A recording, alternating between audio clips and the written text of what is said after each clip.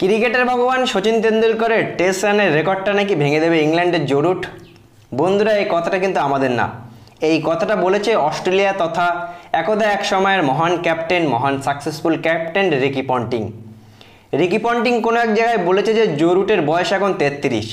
সে যদি আগামী 3 থেকে 4 বছর ক্রিকেট খেলে বা টেস্ট ক্রিকেট খেলে, প্রত্যেক বছর 10 থেকে 14টা ম্যাচে সে যদি 800 বা 1000টা করে রান করে, তাহলে আগামী 3 থেকে 4 বছরের মধ্যে সচিন তেন্ডুলকরের টেস্টে 15,921 রানের রেকর্ডটা নাকি জো রুট ইজিলি ভেঙে দেবে। বন্ধুরা, জো রুটের বয়স এখন 33। জো রুট ইংল্যান্ডের হয়ে এখনও পর্যন্ত 143টা টেস্ট ম্যাচে 12,027 রান করেছে। আর সচিন তেন্ডুলকরের রানের রেকর্ডটা ভাঙতে গেলে তার এখনও করতে হবে 3,894 রান।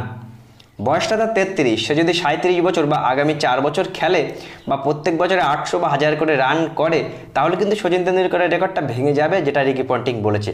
তোমাদের কি মনে হয় বন্ধুরা যে জো রুট রেকর্ডটা ভেঙে দিতে পারবে? দেখো, 800 বা 1000 রান করাটা কিন্তু একেবারেই মুখের কথা না। যদিও টেস্ট ক্রিকেট বর্তমানে খুবই কম হয়, বছরে 8টা 10টা করে টেস্ট ক্রিকেট ম্যাচ হয় কিনা সন্দেহ। সুতরাং সচিন তেন্ডুলকরের এই যে 15,921 রানের রেকর্ডটা ভাঙা কিন্তু একেবারে অসম্ভব।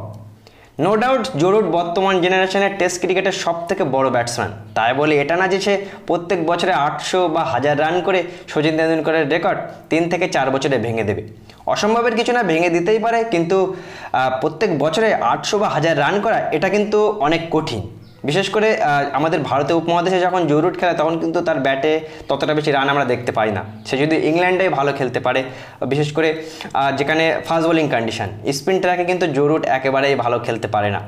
সুতরাং বন্ধুরা, তোমাদের কি মনে হয় রিকি পন্টিংয়ের এই কথা যে 3 থেকে 4 বছরের মধ্যে সচিন তেন্ডুলকরের টেস্ট রানের রেকর্ডটা জো রুট ভেঙে দিতে পারে?